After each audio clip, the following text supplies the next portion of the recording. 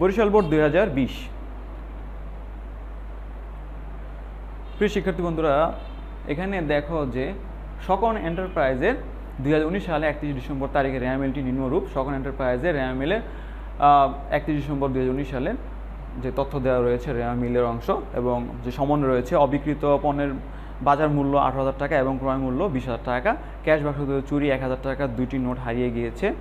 বিনিয়োগের যে সুদ অনাদি রয়েছে, অন্যান্য আয়ের পরিমাণ নির্ণয় করো এবং মোট মুনাফা 40,000 টাকা ধরায় বিবেচনাপূর্বক নিট লাভ বা ক্ষতি নির্ণয় করো। সকল এন্টারপ্রাইজের নিট মুনাফার হার ও তারল্য অনুপাত নির্ণয় করো। প্রিয় শিক্ষার্থী বন্ধুরা, আমরা যে আলোচনা করব যে দেখো নিট লাভ বা ক্ষতি, এখানে কিন্তু আমাদের ক্রয় বিক্রয়কারী প্রতিষ্ঠানের যে অঙ্ক রয়েছে, এই অঙ্কের ক্ষেত্রে কিন্তু আমাদের কিছু মৌলিক বিষয় রয়েছে। এই মৌলিক বিষয়গুলো অবশ্যই আমাদের ভালো পারতে হবে। এই জন্য আমি তোমাদের কিছু মৌলিক বিষয় আলোচনা করি। দেখো যে ক্রয় বিক্রয়কারী ব্যবসায়ের আর্থিক বিবরণী, এখানে আর্থিক বিবরণীর 2টি অংশ। এক হচ্ছিল বিশদ আয় বিবরণী, 2 হচ্ছিল আর্থিক অবস্থা বিবরণী। বিশদ আয় বিবরণীর ক্ষেত্রে 3টি অংশ নির্ণয় করতে হয়: মোট মুনাফা বা ক্ষতি, পরিচালন মুনাফা বা ক্ষতি, নিট মুনাফা বা ক্ষতি। আর্থিক অবস্থা বিবরণীর ক্ষেত্রে মোট সম্পদ এবং আরেকটি অংশ রয়েছে মালিকানা সত্ত্ব ও দায়সমূহ। এই 2টি অংশ রয়েছে। আর বিশদ আয় বিবরণীর ক্ষেত্রে আমরা 3টি অংশ আলোচনা করব। আর মোট মুনাফা নির্ণয় করার ক্ষেত্রে নিট বিক্রয় থেকে বিক্রিত পণ্যের ব্যয় বাদ দিলে মোট মুনাফা বা ক্ষতি, এবং মোট মুনাফা থেকে পরিচালন ব্যয় বাদ দিলে আমরা পরিচালন মুনাফা বা ক্ষতি নির্ণয় করতে পারবো। এবং পরিচালন মুনাফার সাথে আমরা যদি অন্যান্য আয় যোগ করি, অন্যান্য ব্যয় বিয়োগ করি, তাহলে আমাদের নিট মুনাফা বা ক্ষতি নির্ণয় হবে। আর্থিক অবস্থা নির্ণয় করার ক্ষেত্রে আমাদের মোট সম্পদ এবং আরেকটি হচ্ছিল মালিকানা সত্ত্ব ও মোট দায়। মোট সম্পদের ক্ষেত্রে মোট স্থায়ী সম্পদ, 2 হচ্ছিল মোট দীর্ঘমেয়াদী বিনিয়োগ, 3 হচ্ছে মোট চলতি সম্পদ, 4 হচ্ছে চলিক সম্পদ। মালিকানা সত্ত্বের ক্ষেত্রে এবং দায়সমূহ, মালিকানা সত্ত্ব ও দায়সমূহের মধ্যে মালিকানা সত্ত্বর কিছু পরিমাণ রয়েছে এমন যে মালিকানা সত্ত্বকে বৃদ্ধি করে এবং কিছু পরিমাণ রয়েছে এমন যে মালিকানা সত্ত্বকে হ্রাস করে। এবং মোট দায়ের ক্ষেত্রে আমরা 2টি অংশকে বুঝি, যে দীর্ঘমেয়াদী দায় এবং চলতি দায়। প্রিয় শিক্ষার্থী বন্ধুরা, এই মৌলিক বিষয় কিন্তু তোমার অবশ্যই পারতে হবে, তাহলে তুমি আর্থিক বিবরণী ভালো পারবে। তো আমরা অঙ্কতে চলে যাচ্ছি। দেখো যে আমরা আলোচনা করি অন্যান্য আয়ের পরিমাণ নির্ণয় করো। অন্যান্য আয়ের ক্ষেত্রে দেখো এখানে আমাদের শুরু থেকে যাই, তোমরা প্রশ্নের শুরু থেকেই যাবে। বাট্টা প্রাপ্তি হচ্ছিল আমাদের 900 টাকা। দেখো আমরা লিখেছি 900 টাকা। এবং দেখো যে 10% আমরা এখানে কিন্তু সুদ নির্ণয় করব বিনিয়োগের ক্ষেত্রে। 40,000 টাকা 10%, এখানে কিন্তু আমাদের পুরো 1 বছরের, যেহেতু শুরু থেকে নেওয়া হয়েছে। তো 1 বছরে যদি আমরা ধরি 4,000 টাকা বিনিয়োগের সুদ। এবং আমরা আরও দেখি যে আসবাবপত্র বিক্রিত লাভ 600 টাকা।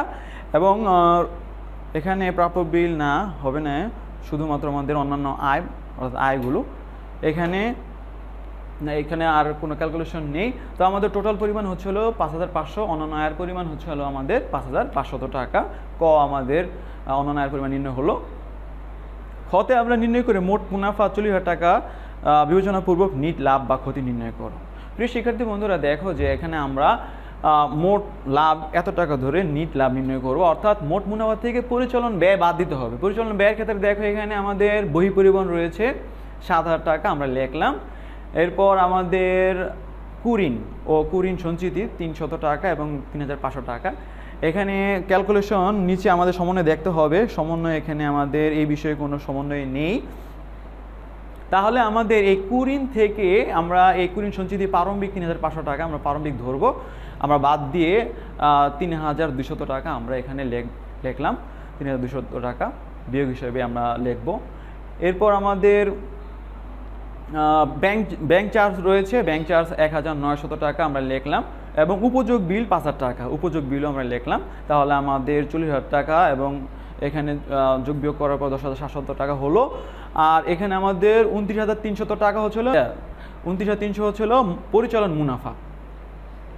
এবং এর সাথে আমরা যোগ করব অন্যান্য আয়। এখানে আমরা অন্যান্য আয় নির্ণয় করেছিলাম, তো এখানে 5,500 টাকা, 34,800 টাকা। এবং অন্যান্য ব্যয় আমরা নির্ণয় করি। যে অন্যান্য ব্যয় নির্ণয় করার ক্ষেত্রে দেখো এখানে অন্যান্য ব্যয় এখানে অন্যান্য ব্যয় নেই। আর এখানে আমরা একটু সমন্বয় দেখি। দেখো এখানে দেখো প্রিয় শিক্ষার্থী বন্ধুরা, ক্যাশ বাক্স হতে 1000 টাকার 2টি নোট হারিয়ে গিয়েছে। 2000 টাকা আমাদের বিবিধ ক্ষতি আমরা যদি বাদ দিই তাহলে হচ্ছে আমাদের 32,800 টাকা নিট মুনাফা হয়েছে আমাদের এখানে। এখন আমরা সকল এন্টারপ্রাইজের নিট মুনাফার হার ও তারল্য অনুপাত দুটি বিষয়ে আলোচনা করব। নিট মুনাফার ক্ষেত্রে নিট মুনাফা ডিভাইড বাই আমাদের নিট বিক্রয় ইন্টু 100। নিট মুনাফা 32,800 টাকা নির্ণয় হয়েছে এবং নিট বিক্রয়, এখানে দেখো নিট বিক্রয়ের ক্ষেত্রে বিক্রয় 75,000 টাকা এবং নিট বিক্রয় ফেরত আমরা বাদ দিলাম 3,600 টাকা। এখানে আমাদের আর বিক্রয় বারটা নেই এবং বিক্রয়ের সাথে যে সম্পৃক্ত সমন্বয় তাও নেই, তাহলে হচ্ছে হলো 71,400 টাকা। তাহলে আমরা যদি ক্যালকুলেশন করি তাহলে নিট মুনাফা 32,800 টাকা ডিভাইড বাই 71,400 ইন্টু 100, 45.94% হচ্ছে নিট মুনাফার হার। আর তারল্য অনুপাত ক্ষেত্রে আমাদের যে সূত্র রয়েছে চলতি সম্পদ বিয়োগ সমাপনী উৎপন্ন যোগ অগ্রিম খরচ এবং চলতি দায়। এখানে চলতি সম্পদ আমরা নির্ণয় করব।